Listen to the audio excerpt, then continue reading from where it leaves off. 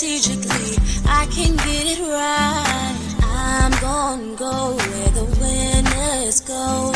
Sailing ain't an option, no, it ain't in my blood.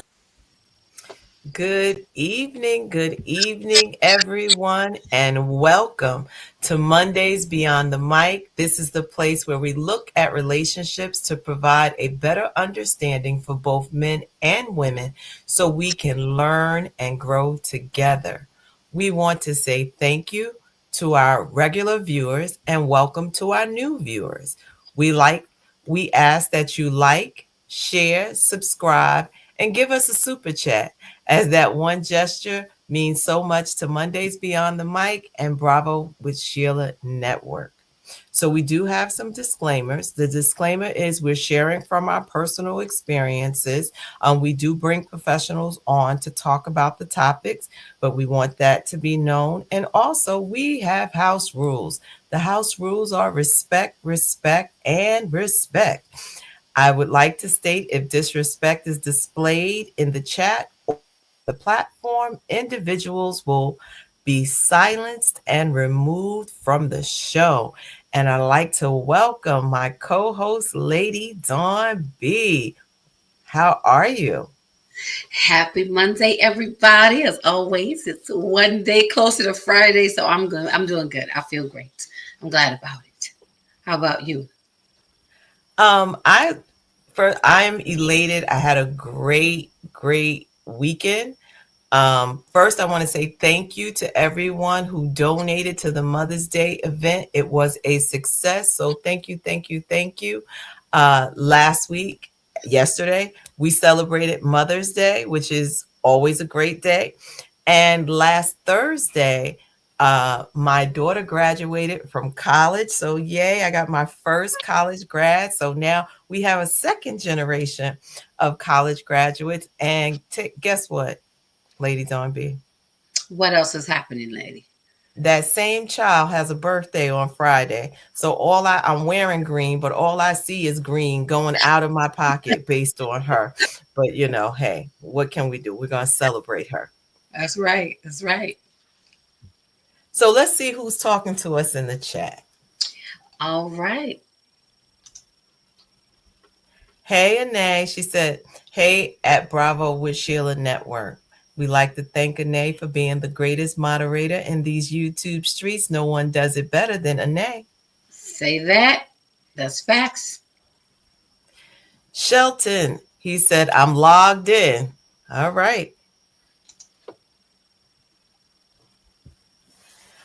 Gail, like, hey, sis. She said, good evening, ladies. Let's talk about it. Good evening, invited by William Michael Barbie. Thank you for coming. Janice Weather, hey, sis. She said, hello, ladies. Hey. Sharon, the Lockley sisters are here. She said, good evening, all. Hey, sis. And Danny McQueen, hey, Danny, Dr. Danny. He said, hello, everyone. And Janice, congratulations to my daughter. Thank you. And that's my sister in love. Hey, Angie. She said, good evening, ladies. And Steph said, good evening, ladies, and congratulations on your daughter's graduation, Elaine. Thank you. Reginald said, aloha, we are on our way to Hawaii. I'm not sure what day. He said, happy Mother's Day to all the beautiful mothers out there. And congratulations, Dr. Elaine, for the graduate. Thank you. And Gail said, Mama Lockley is on too. Hey, Mama Lockley. Now, that's when you start saying somebody that known you when you was little. Okay. And that is all of our comments so far. Okay. So before we bring our guest up on tonight, and before we go into our topic, we want to welcome the creator of Bravo with Sheila to say a few words to our viewers. So come on up, Pastor Sheila. Yay! Hello, Monday night. Hello, Monday night crew. How are you? We are well. We're excited because we think you got something to tell us. Mm-hmm. Yeah, I do. I think some might know that we oh, there's feedback. Is there a phone around? Anybody have a phone open? Hold on. Is there a phone open somewhere? All right. Might have been my phone. I apologize. Well, I'm here just for a moment to say hello to all of the viewers for Monday night and Thursday night and the middle of the week and the middle of the morning. I want to thank all the subscribers for Bravo with Sheila for pushing us to 1,000 subscribers. This is a big deal in these YouTube streets. It's a big deal in these YouTube streets, and I'm so excited to be here. I want to give a personal shout out and thank you to Ine. Ine has been my day one. She has been here from day one here on the Bravo with Sheila Network, as well as the Sheila Ingram Ministry Network. Ine, some mornings and some nights, it was just Ine and I. Ine would be the only one in the chat. She would encourage me to keep going, keep going, keep going. And so I did. I feel that this platform, that's why I'm so graciously thankful for both of you to be on the platform, because we have, and my heart is to give people healing, to administer love, to let people get back up again that might think that they can't. Everything that we do here is to infuse hope and love and all the people that the Lord allows us to speak to. So I just wanted to come on and say thank you so very much for that 1K that we're at right now. We're at the 1K. We're at the 1K subscribers. So excited about it. So very, very, very excited about 1K. Somebody might say, well, it's not a million. Listen, getting to 1K in these YouTube streets is not an easy thing. And you have to be diligent. You have to be consistent. You have to persevere when you don't feel like going on the mic and getting in front of the camera. It's a purpose. It's part of what we do here. And that's why we got to 1K, not I. This is not an I.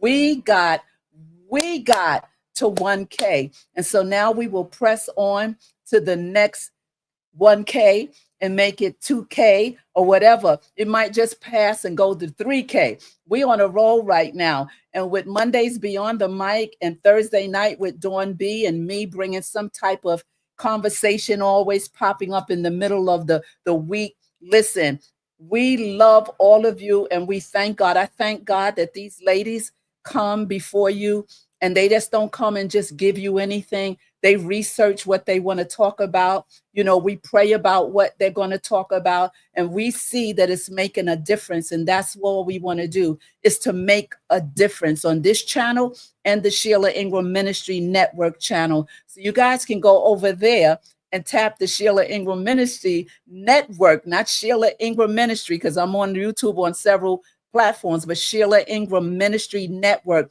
Help us get to 500 over there. So I want to thank you. I want to jump out of this conversation now. I just came on to celebrate with these beautiful ladies and wanted to thank them for helping us. We got to 1K. No, no man is an island. We get to where we get to because it's a we and not a I. Right. So I thank all of you. Those of you up in the bleachers, I see you up there. I see it's 19 or 20 of you up there. You can sit up there. You might be in the balcony. You might have bought a box seat, I don't know. You might just be up in the second balcony because you don't like people. But listen, you're here. Hit that thumbs up and subscribe to this channel. You're here and it's free 99. So why not give a thumbs up? Okay. So listen, those of you in the chat, all the girls are going to talk to you girls in the chat. I see you saying congratulations to me. I thank you so much for supporting this channel. I thank you. Listen, Dawn B was my day 2. My daughter Coco was with me for a moment, and then she shifted into something else in her life when I first started the channel. Oh, excuse me, Coach Pache. She was on with me, and she went to do what she had to do, and then Dawn B, my niece, jumped in her seat and we worked it out together. And then I knew God spoke to me and said, it's her time to spread her wings and to get her own show. She kicked and screamed, but she did it. Now she's a pro. So I love pushing people into their purpose. I love unfolding them and stretching them to know that they can do all things. So listen, now she's rocking and rolling on her own platform, and got Dr. Elaine here, who's doing a superb job. She has been doing this by herself for only, I don't even know if it's 2 months yet. And it has been incredible. And so mwah, mwah, I love you. I love you. Bravo to both of you. Thank you for the viewers. Thank you so much for being here. Continue to come, continue to receive, continue to grow, because you know what I'm going to say: when nothing changes, right? So you got to keep it moving. All right. I love you, and I'll talk to you soon. Have a great show. Ciao. Bye. So thank you, Pastor Sheila. So we're going to get into tonight's topic. So tonight we're going to talk about emotional wellness and emotional intelligence. You want to take it away, Lady Dawn B? And we're going to bring up our guest. Sure. I am privileged and honored to introduce to some and present to others. It's amazing. Wait, let's bring him up first. Let them see his face. Okay. Yes, because we need to welcome William Michael Barbie. Good evening. How are you tonight, sir? I'm blessed and highly favored. All right. Let's take it to 10 a.m. So, let's read his bio. The all short right. version. Here we go. In the year of our Lord and Savior. No, I'm kidding. That's right. I'm just kidding, y'all.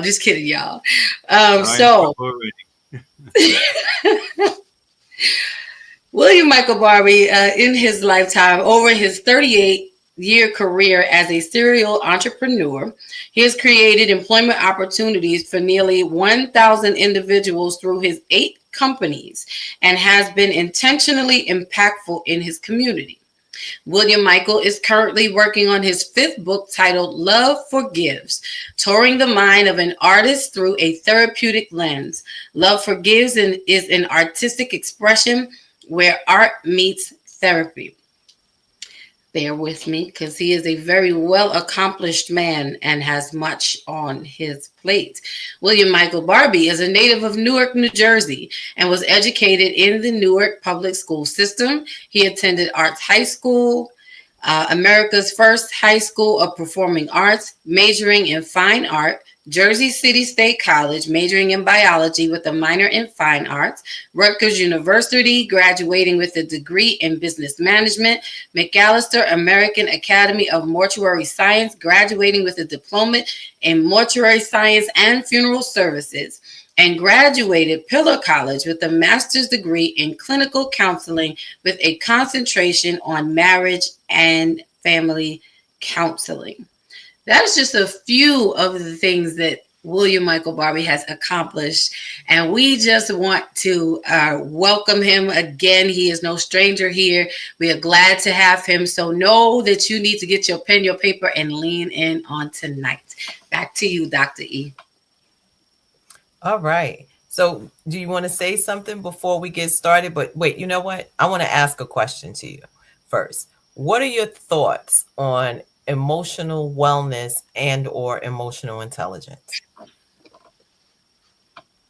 Well, one, thank you for having me, and two, Pastor Sheila and you too for your 1,000 subscribers. I think that's a major accomplishment and one that can't go unnoticed. But when I think about emotional wellness and emotional intelligence, I tend to look at emotional wellness from a individualistic perspective, even though both of them deal with the individual, but one deals with your relationship to the environment that impacts you. So if I'm looking at emotional wellness, it's more like the overall balance of between our psychological and emotional states of being.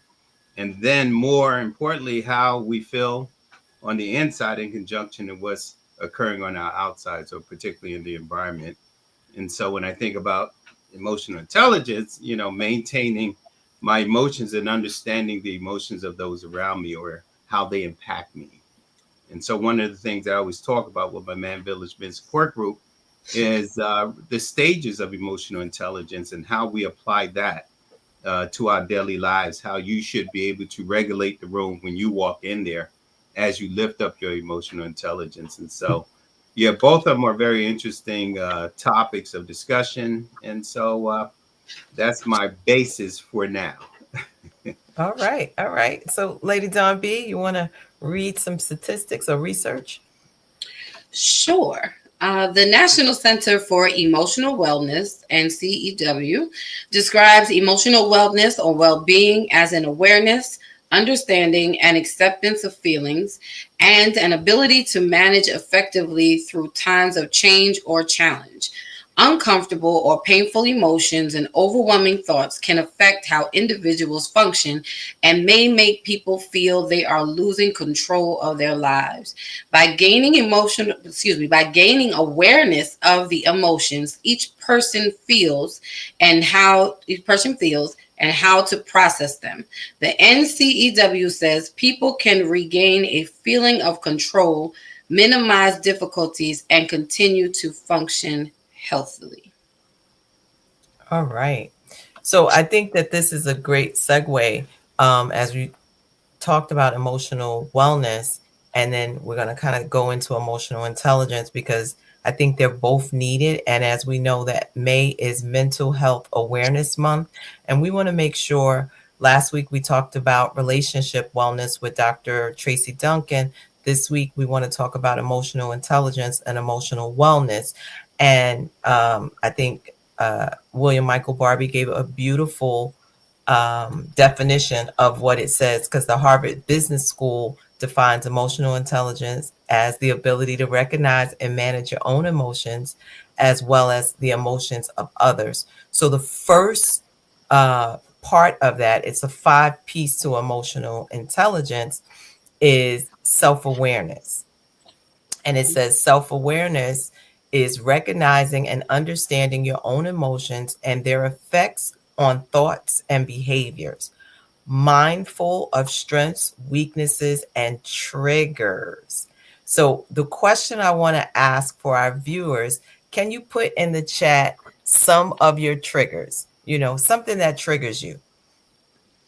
And while they're doing that in the chat, let's talk. Let's talk. What say ye?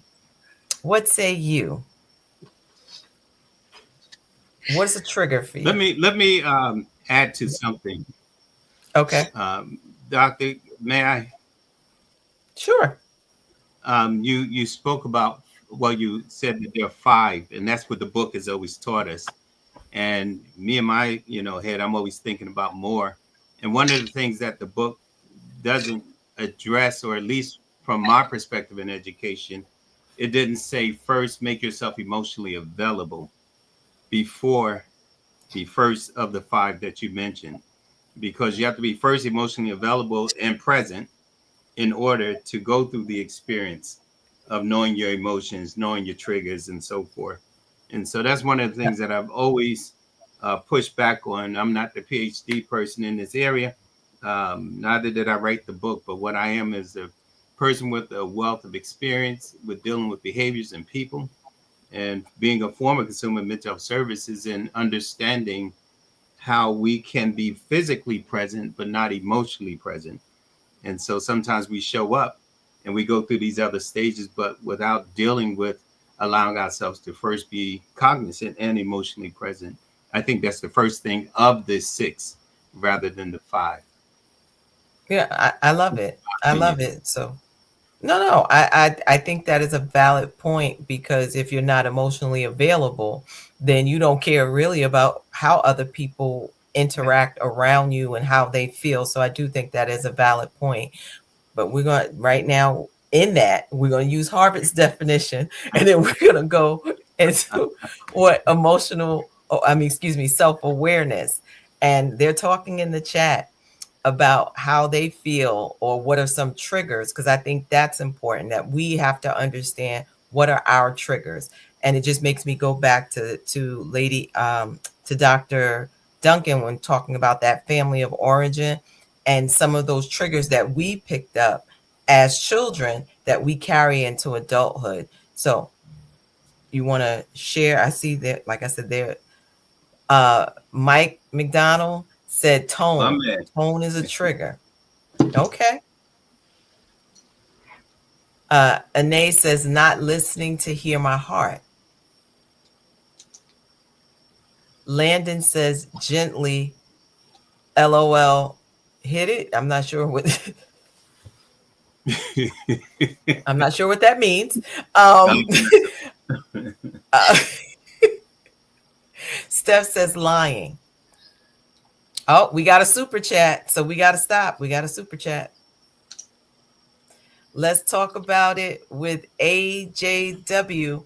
Said Men Village support group is definitely helping us grow inside out. Triggers, the expectation to hurt in silence, learning to manage that. Okay, thank you.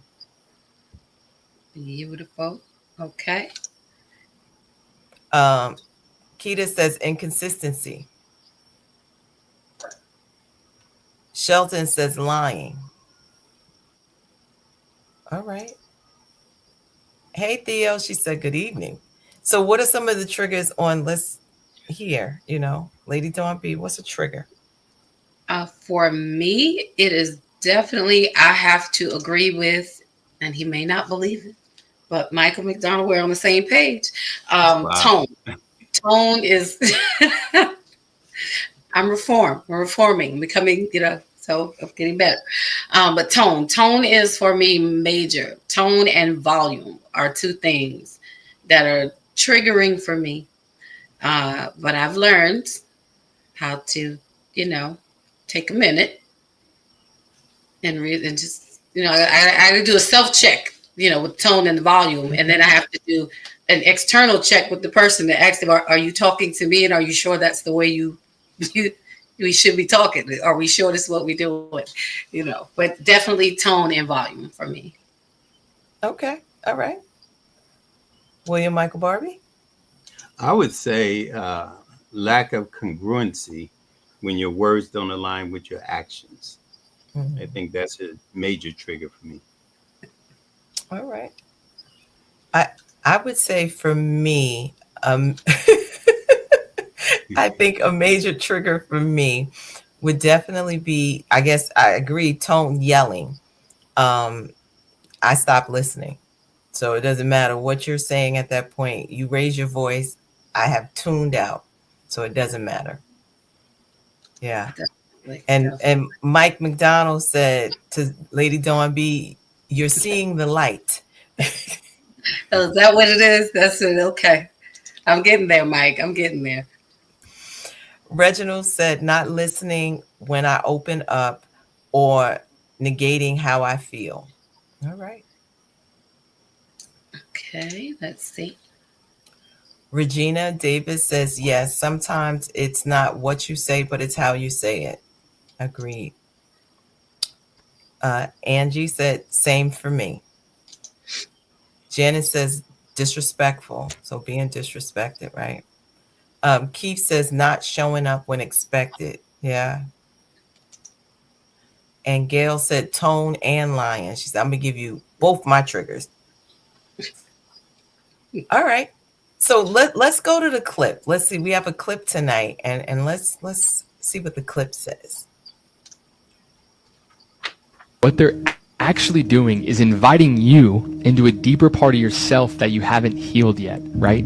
Once you start to do the trauma work and the therapy work and heal your heart, you start to realize that your triggers are just point to your traumas. That whenever you're triggered and you react out of a space of not healed, then you are giving people your power. You're giving people your peace. You're giving people your freedom. And you start to do the work and you go, wow, this has nothing to do with what they said to me and everything to do with how I felt and how I responded and reacted. And so when you start to heal your heart, you start to actually, when someone triggers you, you look at that as a gift, an invitation to be like, dang, looks like I still have some work to do. Looks like I still have some things to reflect on. And as you heal, you start to still get triggered every once in a while, but you learn to regulate your nervous system. You learn to regulate and center into your truth of like, oh, wow, that one felt a certain way. That one made me feel a certain way, but I'm not going to react like they want me to react, right? I'm not going to respond how they want me to respond. I'm going to go inward and figure out, like, how is this affecting me and why did it affect me? And that is the whole journey of healing and your triggers and your traumas, and understanding that everything is a gift and everything is inviting you deeper into self-love and self-reflection so that you can love them and love everyone around you.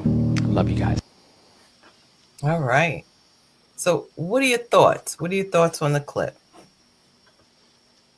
I William? thought the clip was quite powerful. It's so reminding me of why this topic, and I applaud you, ladies, for bringing this subject to the forefront on emotional intelligence. Uh, we were fortunate and blessed to have the two of you come to New Jersey to our Man Village Men Support Group co-ed session, and we did a modeling demonstration. In that modeling demonstration, it parallels with what the gentleman just said. He talked about centering. The first thing in the modeling demonstration was breathing. And so before we release, we take in breath, hold it, and be at peace with it, and slowly exhale. In martial arts, it's a practice we did as well. And so when we talk about that particular clip, and I remember speaking in, we had discourse in our session once, and one of the brothers was like, well, when I deal with my issues, and I address them, I just say, oh, I got them done, and I put it up on the shelf. And I said, well, do we really address the issue that we put on the shelf? Because once that trigger comes back, we just pull it off the shelf, and then it becomes present. And so dealing with raising our levels of emotional intelligence takes a level of intentionality, so that when triggers do come, we're already grounded. And once we start practicing these basic steps, and it becomes habitual, we can better absorb when seasons change, when trauma occurs, when unexpected happens. We don't run from it. We more embrace ourselves. And so the last thing that the brother spoke about in the clip is going inward and staying inward for the most part, because you have to ask the question, how and why is it affecting me? And if we can really center on the fact that we're grounded, we can control how much is allowed to affect us, or at least how we respond to what happens. Because we can't control what happens out there. We can only control how we respond to it. So I thought it was a great clip. And also, we have some of the Man Village gentlemen in the audience there, Shelton Hunter, Justin Wilson, Keith Shepard, and even a colleague to you guys one day, Keita out of Vegas, who has her own thing out there. So many people in the chat just watching and paying attention, supporting you. Well, thank you. Well, thank you. Thank you. Thank you. I mean, I think in watching this and talking about what you spoke about earlier, that emotional availability, right? Because I first have to be able to go inward and say, this is bothering me. This thing is doing something to me. And every time it takes me out of character. But the trigger, I've learned, is to help us grow. So if we can look at it, to his point on the video, the clip, look at it and then say, how do I take this thing that is bothering me, that I have to keep coming face to face with it until I grow from it? I think emotionally, because it's like forgiveness, right? Or unforgiveness. You have to practice until after a while, that person that got on your nerves all the time, they no longer can affect you the same way, because I think we become hostage, or we're held hostage or in bondage to a thing, and it's taken us back, because the person, I remember a pastor of mine, he had said this, he says, we'll bleed on people who did not cut us, because of the thing that happened in the past. Anytime someone does that, we immediately go back to that space. And one of my sayings is, we spend our adult lives trying to work out our childhood issues. So most of our traumas or triggers come from the little girl or the little boy that has been unresolved. Lady Dawn-B? I agree with so much of what you both have said. I definitely believe Emotional awareness begins with self. And oftentimes we are looking for other people. We're looking for it externally, not realizing that it has to start within you. We're expecting other people to harness or manage our emotions, however we are reacting and responding, when really it's the you thing. It's a me thing. It's us, and when we become real about our emotional space and where we really are, that's when things will start to change. That's when we can start to begin to, have some level of the emotional intelligence that we're looking for. I love what he said about centering oneself, and that when things come up and touch your triggers, it is a recognition. It's bringing an awareness that, yes, I still have work to do. And I think we will always still have work to do. But as we're going on that journey, we should be progressing. Maybe I shouldn't be so quick to be angry. Maybe I shouldn't be so quick as we're learning, as I'm acknowledging what I'm feeling and knowing that when this happens, it makes me feel this way. You have to acknowledge how you're feeling. You can't get over hurt. I don't even say get over, because we get over a lot of things. We cannot work through our hurt and our broken spaces until we acknowledge that something is hurt and broken. And so having that awareness that this happened, and for me, I know I had to start thinking about it. Said, I had to take examination. Do I like how I feel? Do I like feeling like I'm being held as an emotional hostage because of something someone else did years ago that I am still feeling, the residue of? And my answer was no. And so then I had to tell myself, well, what are you going to do about it? Because that person is going on living their life. They're doing whatever. And you are stuck in this space showing up, still wounded in this way. So I really had to think about what that was and set some guards, set some barriers, set some standards for myself, which helped to keep me centered to say, I'm not going to pop off the first time I hear something I don't like, or the next time I experience something that reminds me of something that I went through. So I can really appreciate the clip. It was very impactful. And in addition to what you both have said, it was really good. But I'm big on that. Centering myself is major. All right. All right. So number 2 in emotional intelligence is self-regulation. So it says managing or redirecting disruptive emotions and impulsive. So what do you think about that, William Michael Barbie?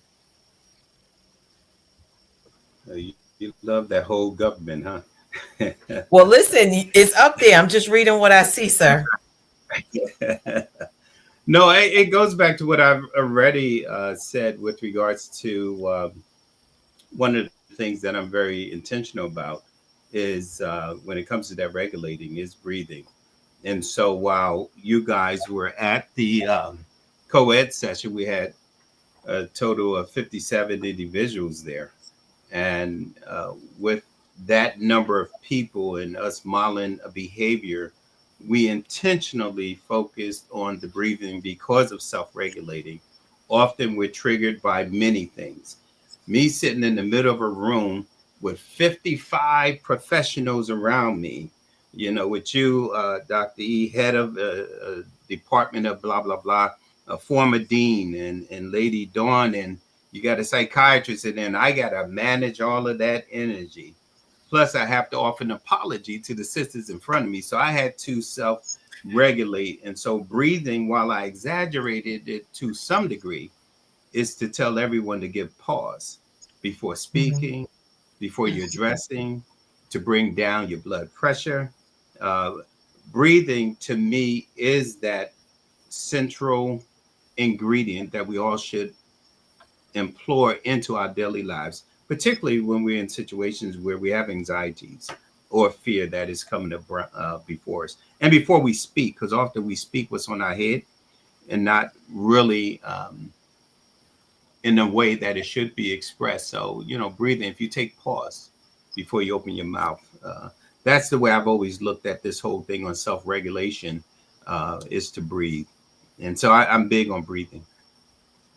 I love that.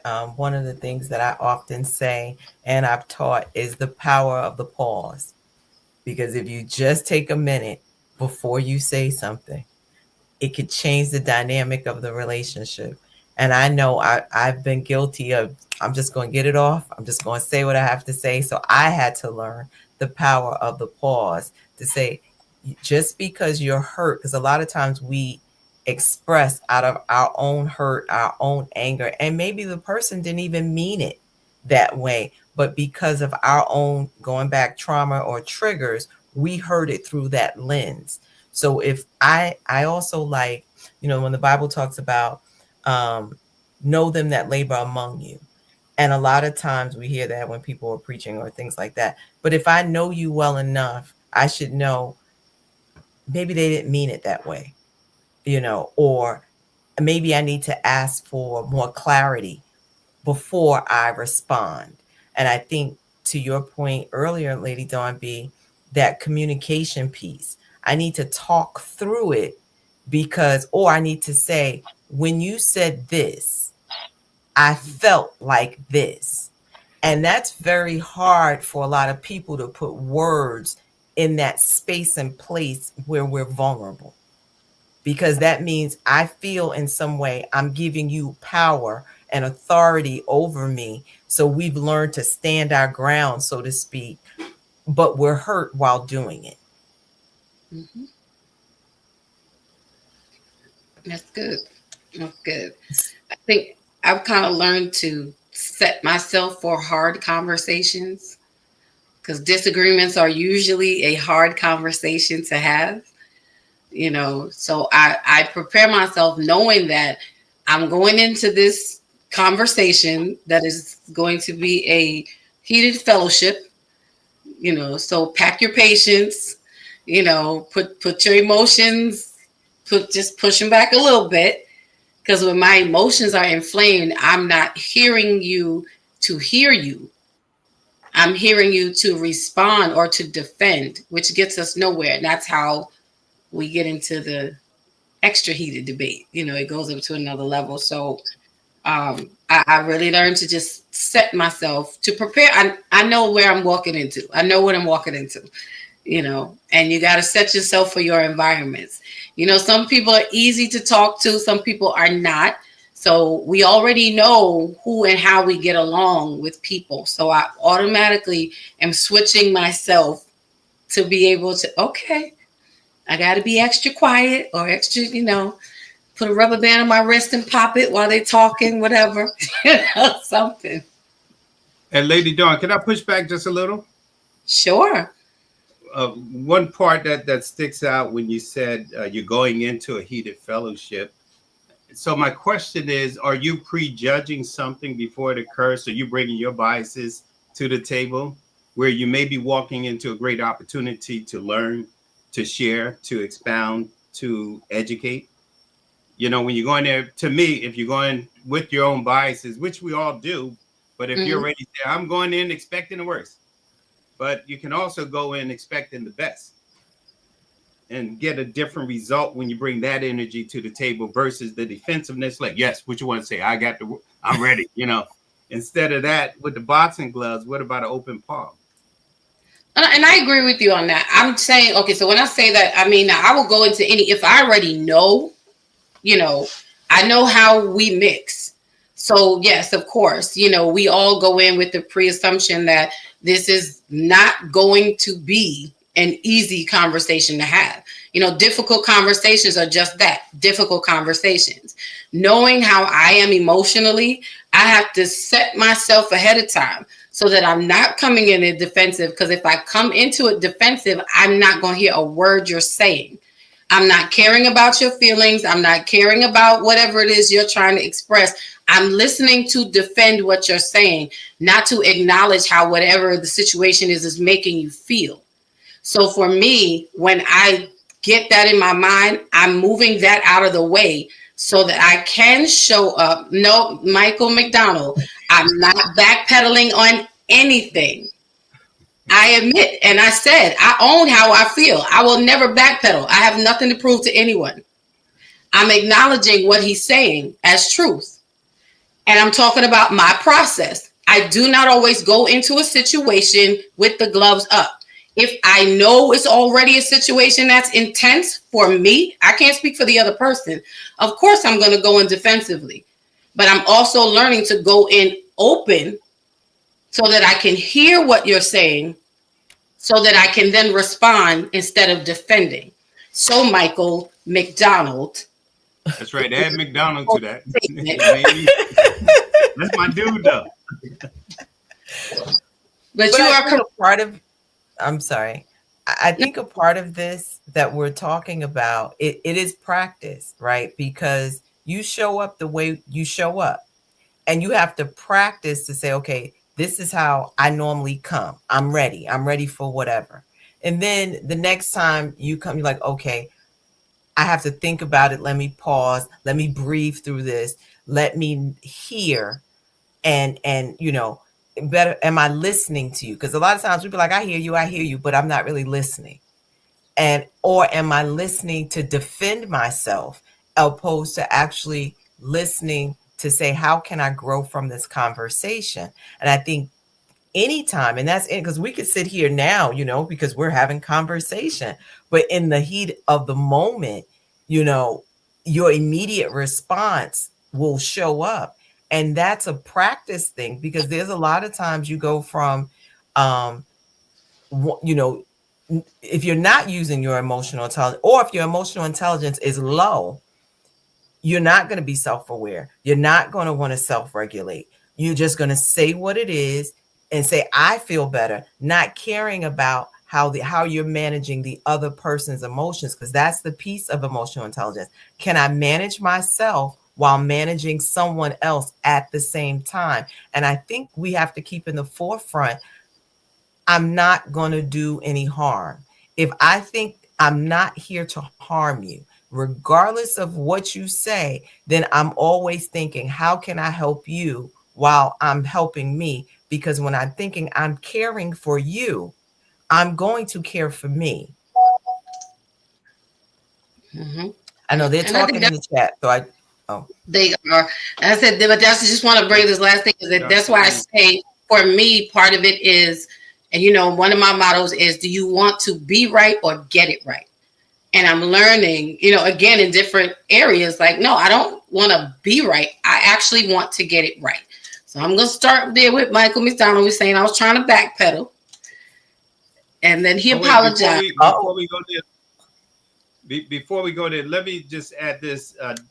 Dr. E, you made a statement earlier, and you really echoed what I've always said with regards to the 6 steps, because you, out of your mouth, said that the person may not really be there, even though they're physically present, right? And so that, to me, is the first stage of the 6 versus the 5, because you have to be one.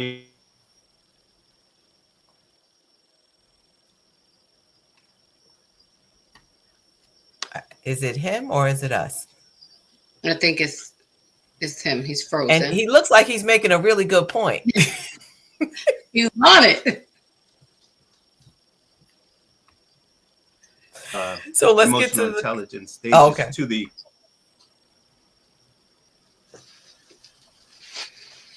You were frozen for a little bit. Yeah, you're back now. No, I was really just tapping into what you said earlier with regards to people can probably be physically there, but not really listening to a word you're saying. And so when you made the reference earlier to, you're going to stick with Harvard's definition, out of your very mouth, you just said the first part of what I said Harvard didn't include, which is not making yourself emotionally present or available. And then those Harvard nice, cute words come up. But the Barbie Harvard says you got to make yourself emotionally available and present. Hello. I agree with you both. So I think this is really good, because when we're looking at this, and we have some questions, like people are getting into relationships, right? Like questions we need to ask people is like, how do you calm yourself down during a disagreement? That's things we need to know, instead of asking what's your favorite color, right? We need to ask people questions like, how do you manage your emotional triggers when you're around others? Are you gonna, hit a wall? Are you going to have a walk away? Do I need, if we happen to drive together, do I need to make sure the Lyft and Uber is ready? Like, what does that look like? And if we want to have healthy relationships, and that's even with friendships, so it's more than just, or at work, how do I handle myself? Or how does the other person handle themselves? Okay. So Marty Barbie No, said, Marcia. That's my sister, Marcia. oh, okay. Who's French? Black French. Oh, okay. I'm sorry. PIA. Okay. Yeah. Y'all from New York. Y'all didn't get that part of education. Go ahead now. Oh, no, you didn't. I'm about to be emotionally intelligent right now. So Marsha Barbie says it takes practice. Absolutely. And we are And my practicing. apologies for messing up your name. Janice says self-control is important. Sometimes we need to just ask, is this what you meant? Right. And I have to be okay with being wrong.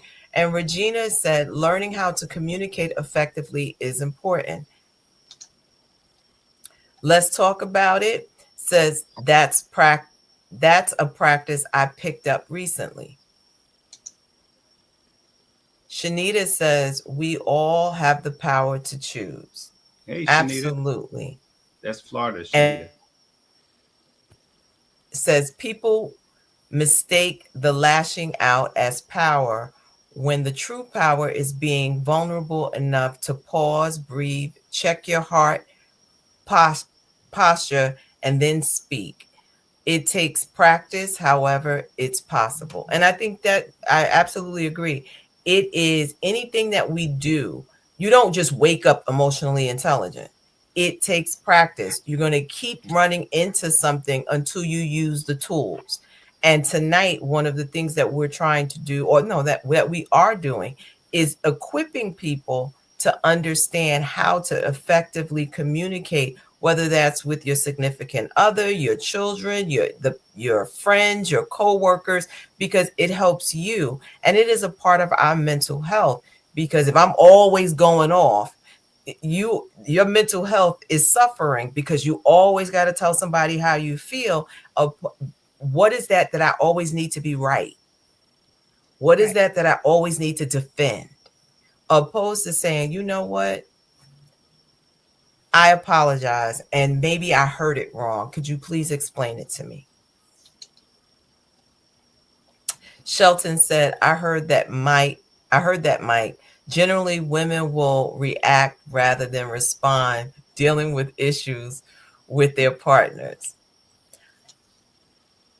We just Shelton and Michael McDonough are cousins. Well, Shelton's my boy, but bring him up here, let him talk. Let him or Justin talk. They both are there. Theo says, Shelton, do you mean some women? All right. Reginald said, great point. And I think we also, I'm sorry, Landon said, can you listen to this jazz song without flipping out? I'm at peace and balance. And I think that, to go back to Shelton's, what he said, we can't categorize and group people. We have to be able to see people as individuals, and if we don't, then we're looking through a lens of our past experiences. It's like I've heard they say all men are dogs. I don't believe that. But I've also heard it says, if I'm sorry, no, I'm just saying I don't believe that. But I will also but I will also say, for, let's say, a woman who says all men are dogs, I'd say, you know what, stop putting out kibbles and bits, and then you'll stop getting dogs, right? So it is a matter of the perspective and the lens in which we look through things, that what we attract. You attract people who are like you.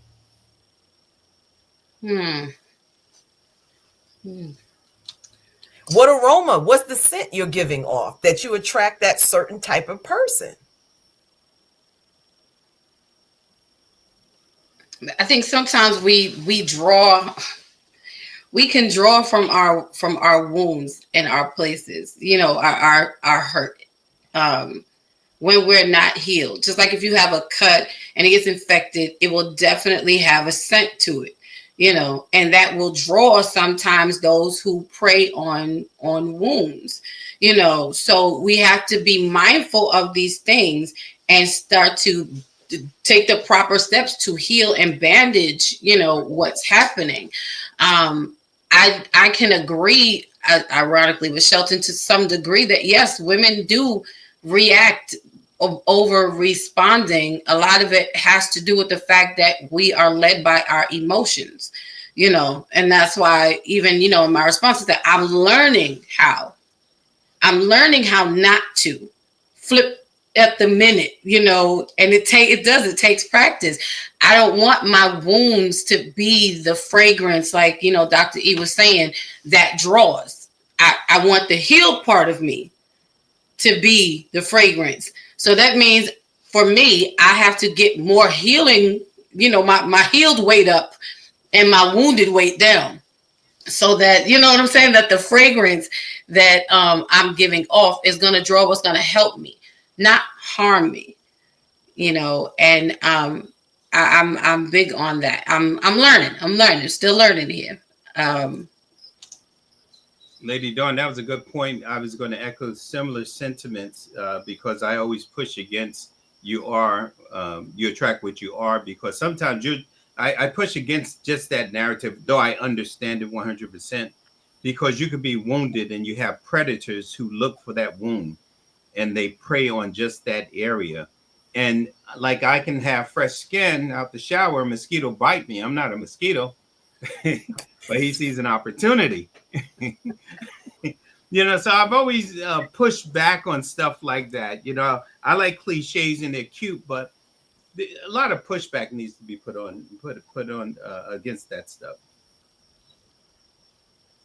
Okay. Because you could be wounded. It's not like you are whatever it is that's coming at you. Some people just prey. They have these predatory spirits, and they are able to search you out, find you no matter what. They see your brokenness when you speak up elegant, thinking you have it together. They play to your weakness. You could have it. You could be all maked up, look good, heels, bum, whatever, and we know how to feed it. If that's the predatory behavior that I may have. Right. And so you fall victim to that. Right. But I think with that's when accountability partners and people around you, because they will then help see what you don't see. That's right. I think a lot of times to your point, when we're wounded, we like to go in our corner by ourselves. And then that's when we are more susceptible to people to prey on us, opposed to having people cover us when we're in our wounded phase. But wounded people come to the forefront. Wounded people preach from the pulpit. Wounded people come out to the public and expose themselves. It's just how they cover it up. Some wounded, yes, go into the cupboards. Some wounded or many wounded go into the shadows. But there's so many more wounded that we don't account for because makeup covers a lot of blemishes. And so we coming out there, we're faking it until we make it. But a lot of us are wounded. And we're still in the forefront. Right. We're not in the shadows. Okay. All right. Sheldon said to Theo, generally, I say because we as men are built to respond. Keith says, you never stop teaching because you never stop learning. All right. Kim says that's powerful. Keita says, being willing to examine yourself, you are at the core of your emotional intelligence. If you are unclear on your level of emotional intelligence, it will be difficult to invite one to your perspective. Marcia said, you attract what you are and you attract what's missing. Like that. Kathy says, we do not stop hurting because we are no longer being hit. The hurt stops when we understand mentally that they can no longer hurt us physically or mentally because we are in control of our emotions. Okay. And Von Eric says, blessings all. Oh, Vaughn. Your buddies. Hey, I've met Michael and Vaughn on this platform, man, last year or a year and a half ago. Yeah, last year. Yeah. So, all right. So, number 3 is motivation. It's being driven to achieve for the sake of achievement. So, what do you think about that and with emotional intelligence? I'll let Lady Dawn start. Okay. I'm sorry. Ask me again. I apologize. So, with motivation, it says being driven to achieve for the sake of achievement. So, it's more of a self thing versus I'm doing it for, I guess, other people. I'm doing it for what's the motivation that works in with emotional intelligence for you? I think for me, it's the personal growth. It's because I have to live with me every day. You know, you can walk away. You can choose to be around me for an hour, 20 minutes. You know, you could choose to not be around me at all. But I have to live and deal with me every day. So for me, the motivation is monitoring, thinking about how I want to feel as a person. You know, do I want to feel like I can be free, like I can be open, like I we all want to feel good in our feelings. You know, I don't want to keep harboring the bad. So I have to be my own motivation, and it is to self-preserve Dawn so that I don't become bitter, so that I don't become nasty, so that I don't become cancerous to those around me, so that I don't respond with sarcasm and everything. You know, I want to be the type, you know, I want to be the type of person who other people want to be around and get something out of. So for me, it's the self motivation. I have to love how I feel, and I'm responsible for making me feel that way.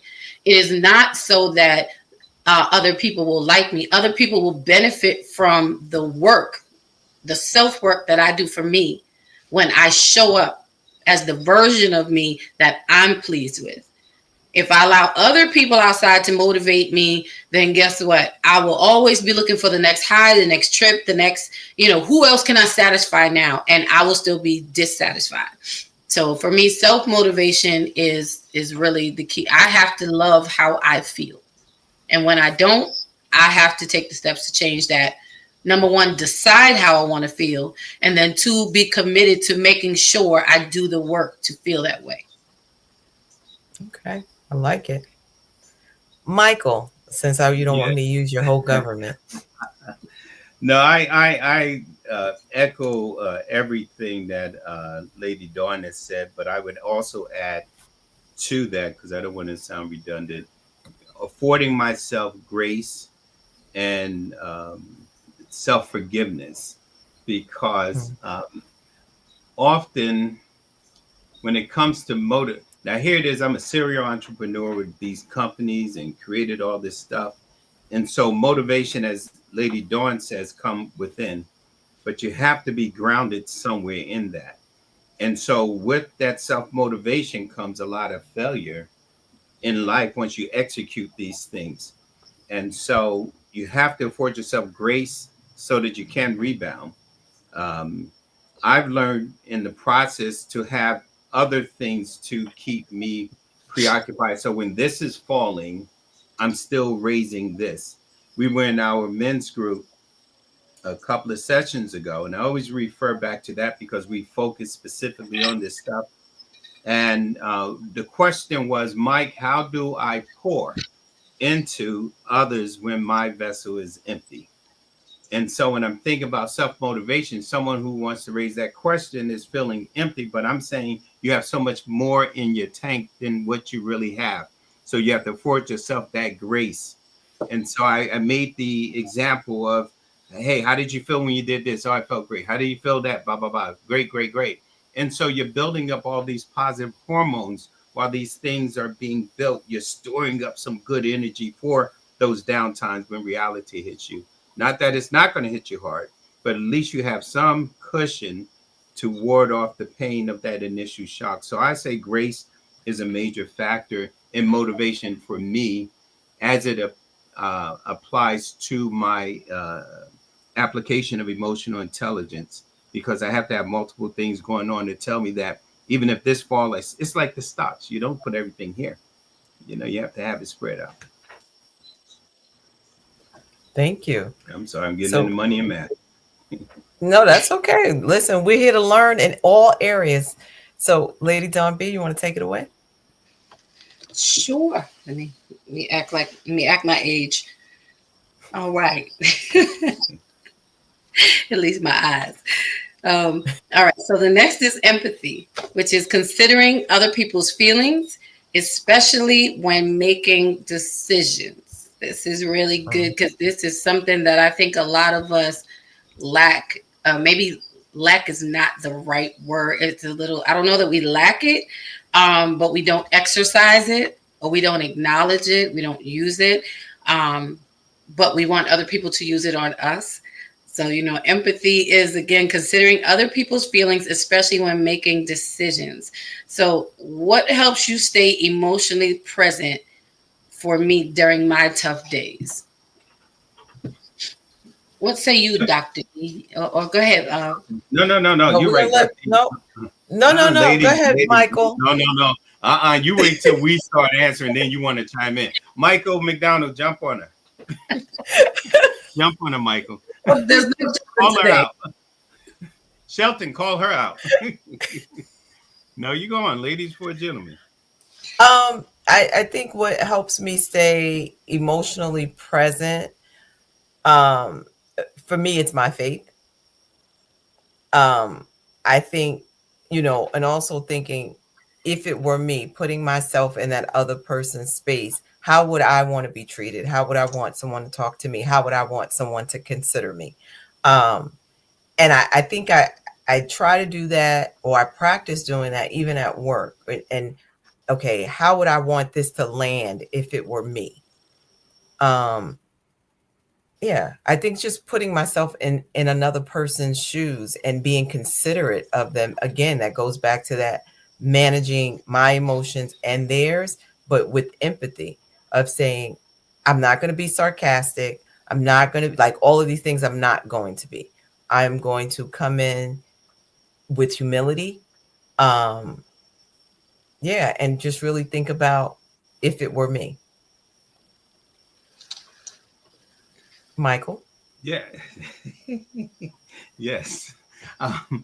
Yeah, being emotionally present is very important, but the way that I've always dealt with it, from being an owner of multiple companies and dealing with a lot of folk, is always looking at where I come from. People meet you where you are, but they don't know your story. Mm-hmm. And if you want to be my friend based on what you see, often on platforms, I speak about, like right now I'm in my office building, but 40 years ago, I lived across the street in the Lincoln Motel. I was homeless. My family lived there. But to believe that that homeless person can be here today, 40 years later, a successful businessman. So I say, if that's my story, each one of you have your own journeys and stories. So I always lead with empathy. Empathy is just something.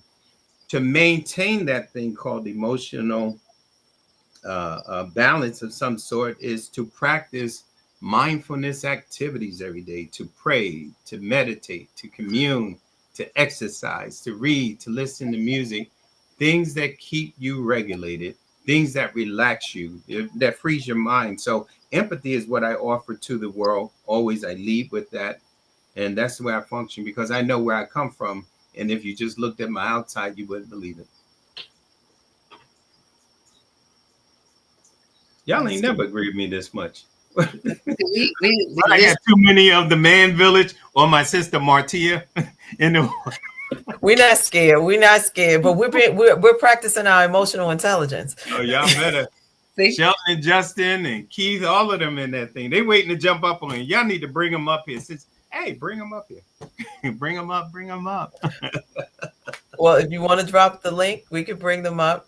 But okay. I do think that a part of this, as we're talking through this, is how, if we look back on relationships that we had, right, or maybe even current relationships, how can you utilize these tools, right? Because this is what it is. It is tools. And I often would say we have a lot of tools in our toolbox. The problem is we use our tools sometimes the wrong way, or we use the wrong tools for the job that is not appropriate. Mm-hmm. So you can say, I know it, but I don't pull out the tool that I need that's necessary for this situation. You know, if something needs a screwdriver and you use a hammer, we're going to have a problem. You're going to leave a bigger hole than where if you had just screwed it in, it would have been fine. And I think that's what happens with it. Sometimes it's not that we don't know. It's we choose to use the wrong tool. But if I can also add, I just want to flip it a little bit to the other side, because we're saying how we put ourselves in, you can put yourself in the other person's shoes and imagine how they would feel, you know, to think of how they feel. For me, sometimes it doesn't always work. I have to bring myself to a place of saying, while I think that that's my initial way that I would stay emotionally present for someone else through their tough days, but I then have to pull myself back and take myself out of the equation, because I'm realizing, like, they're not me. You know, they're going to react in their own way. And sometimes when I show up with my expectation of how I would feel or what I would want, sometimes I show up wrong and I give the wrong thing, because I'm giving you what I would want instead of what you really want. So I've learned and learning to show up differently and listen first. Just be present. You know, just being present sometimes and being open, not thinking, and this is something that we all do, but I have to learn how to not thinking what would I do or what would I want if I was in their shoes, other than just to have the company. You know, so I've learned to ask the question, and my mom is a stickler for this too, and she'll say, is this a moment you want me to just listen, or is this a moment you want me to respond? Do you need me to just tell me how you want me to show up so that I can show up that way for you, you know, without imposing my feelings or my expectations, although the empathetic side of me wants to do all the things that I would want. You know, when people pass away, when my dad passed away, just for an example, I did not want a whole bunch of people around me. I did not want all the, you know, I didn't want that. Don't call me, don't text me, I just wanted space. So when other people are dealing with grief and loss and things like that, I tend to react that way with them, and I'll kind of give them space, because I know you need space to process. But I've learned, you know, and then meanwhile, I'm doing that to someone who, no, I need you to check on me. I need you to, you know, so I've learned to ask the question, how do you need me to show up for you right now? And if you don't know, it's okay. I'll take that, and we'll, you know, I'm just going to be here for you, and just we'll go along with it, because sometimes we don't know.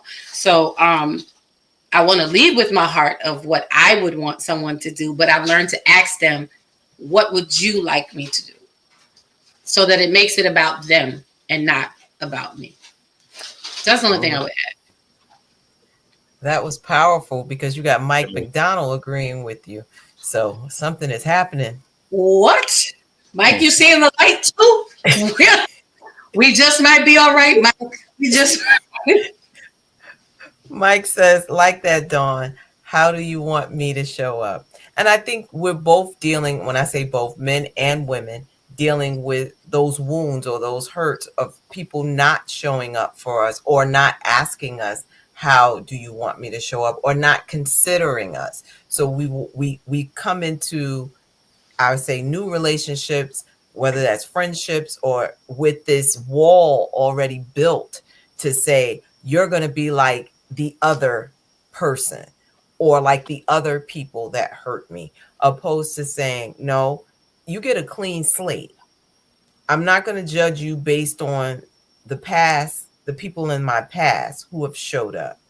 I'm going to see you for who you are. So I think that's one piece Good of point. it. All right. We have one more. You want to do the one more? Yes. Okay. So the last one is social skills. Managing relationships to move people in desired directions. Social skills, again, managing relationships to move people in desired directions. So the question is, what do you need emotionally from a partner or others to feel secure? And how will you approach conversations when we disagree? Mm. To our guest first. Wow, Yes, we want to hear this. What say you, right? Let's say What say That's a you, loaded sir? question. Hey. And so to the first part, as it pertains to what do you need emotionally from a partner to feel safe, you need empathy, you need open communication, you need a sense of self-awareness on their behalf as well as yourself, you need trust, you need compassion. I could list a whole lot of adjectives of what is needed in order for a person to feel safe. But at the end of the day, the individual has to feel it within themselves, because you could do all the work you want to do. You could come to the table not really knowing, I don't want to go on that other part as we speak often. And Dr. Duncan spoke about families of origin, because we all come into the table with our own baggage and perceptions, right? And so even when we look at what we did last week in the Man Village co-ed session, we are speaking, we're experiencing one event, but we're having many experiences from the one event. So we're coming to the table with different ingredients, trying to make a beautiful cake or a beautiful pie. And so all those adjectives that I mentioned are just great ingredients, but you have to first have it within yourself, or at least have it. I believe we all have all good things in us, just as we have ounces of bad things in us. What we practice the most is what we lead with the most. And if we choose, and so Dr. D, earlier you talked about the tools. People choose the tools that they use. And sometimes they don't use the others, not that they don't have them. They just choose not to use them for whatever reason, or they can't see the connection to how that tool works better than the other. And so often we show up broken. So we have to be cognizant of how we interact with our loved ones. So I think leading with kindness, grace, and those things help foster good, open relationships, because the goal is to be healthy. I like that. I would also just say, I think it goes back to asking the person, like, what do you need? Because to your point, Michael, you listed a bunch of things, but someone may say, well, I don't need that to feel secure. I need this, and hearing that person when they say that, what they need. Maybe I just need to what you said earlier. Your mom says, do you want me to say something, or do you just need me to listen?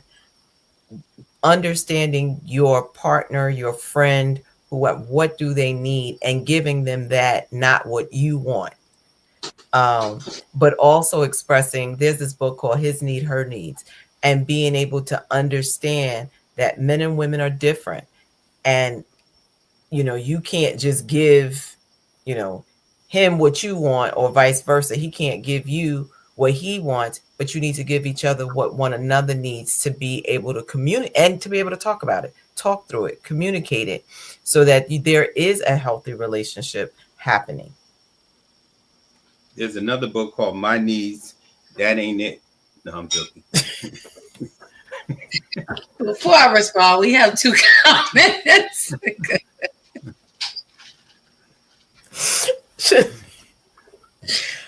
I'm going back to William Michael Barbie. Shanita said we need 3 images: a Perceived conceived image. a perceived image, which is how how others see us. I'm going to put my glasses on. A projected image, the way we desire others to see us, the actual image, which is who we really are as we converse.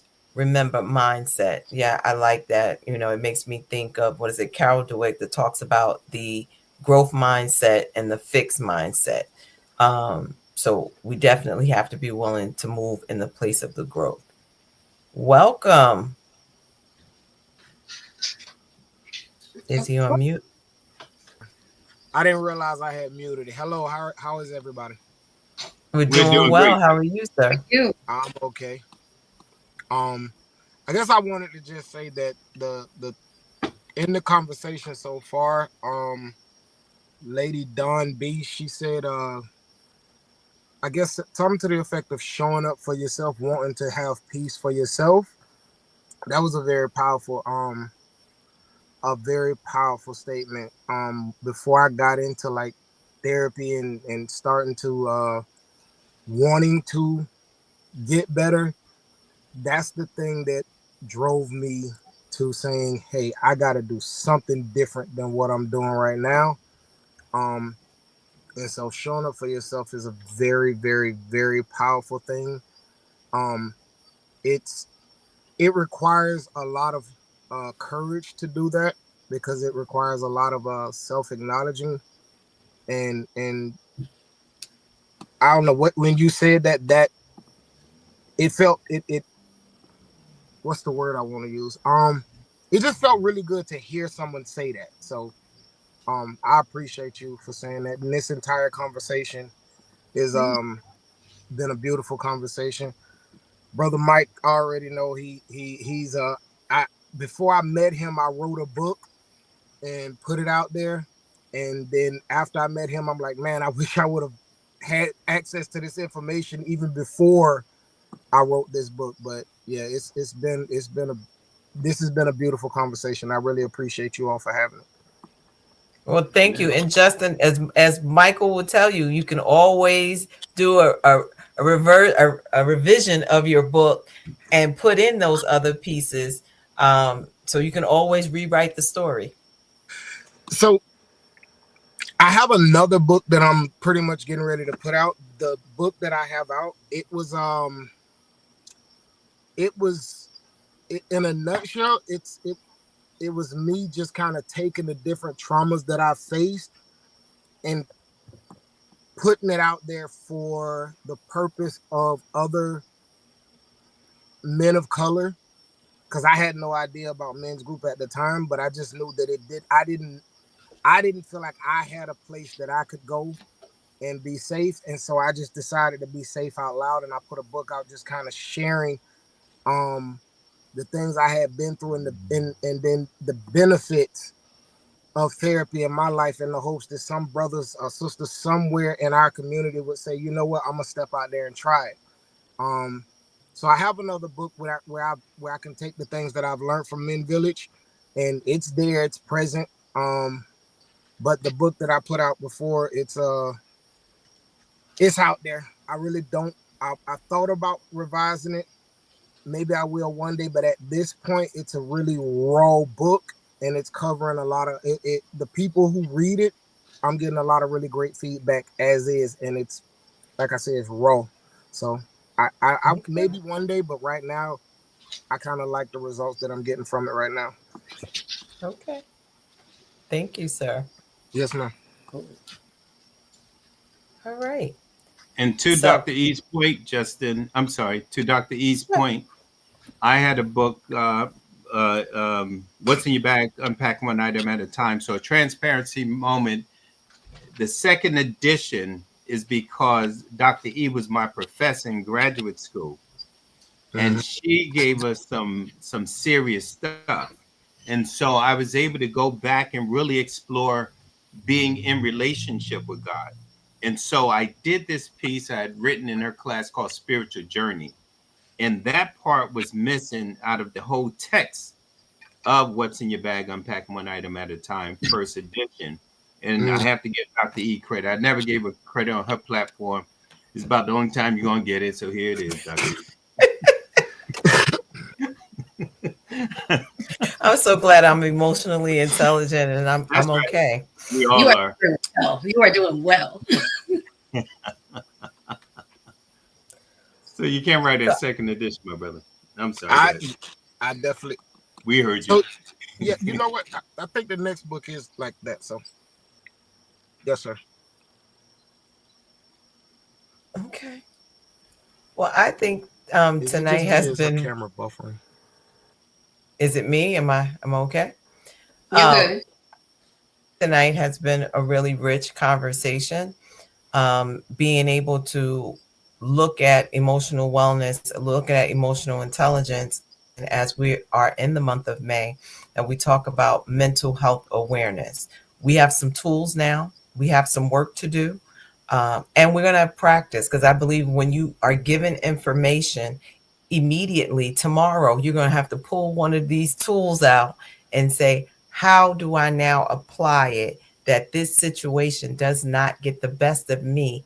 I get the best of it because I'm better equipped to handle the tough conversations, or go in open mind. And to Michael's point, not going in with the gloves on, but going open to receive so that we can communicate better one with another. As we normally do, and as Lady Dawnby knows, I'm usually a time. I thought that tonight we needed to get through this process, but I did, before we wrap up, what I would like for everyone to give, some words of wisdom, some advice. We're going to keep it short, keep it brief. But yours, before we show. So, Justin, since you're on, we'll let you go first. Um, I would say as we as we live this life and we are striving to be better and going through this healing process, just be courageously vulnerable, um and accept the help from the people who God has put in our lives to help us. um I appreciate everybody on the panel tonight. I think that I was this conversation, I was meant to be a part of it, and I look forward to being a part of so many more. Thank you. John B. I would just say it's always great. Monday nights are always great. They're very very different from Thursdays. So I appreciate them. Um, I would just say continue to work on your healing, um, and the healing of your emotions, so that you'll be able to handle someone else's emotions with care. When you realize the work that you put into managing yours and what it really takes to heal in an emotional space, will be more empathetic to others as they're going along their journey and more willing to help and handle. Again, handle each other with care. We're all delicate, not fragile, but delicate. So that's what I would share. All right. And we're going to wrap up. I'm not going to go. Michael? Okay. Okay. Well, one, thank you for having me, and I am very humbled by it. But I always tell people grace and forgiveness. Often we fall short and we don't afford ourselves grace, and at that point we give up. And so, knowing that grace is there for you during those times is something we need to start giving ourselves or affording ourselves more grace and self forgiveness. And then, secondly, I would say set short term obtainable goals, because once grace allows you that level to just raise back up, you set a short term obtainable goal, it'll get you closer to the top. And so that's what I recommend: set short term attainable goals and then leave more than you take. So once you get there, Maslow has this theory, stages of development, um, hierarchy of needs. And the highest level is called self actualization. And then when some of us get there, we raise other people to their levels of self actualization to a higher plane. And so when you get there, don't forget to leave more than you take. Give of yourself to something greater. Peace. All right. I love it. And this will conclude another Monday Beyond the Mic. Next week, we will be talking about spiritual wellness. So you can join us Monday at 7 p.m. So, Man Village, you can come on back and we appreciate you. Have a good night. Thank you. Thank you. Thank you. All I do is try to construe this life.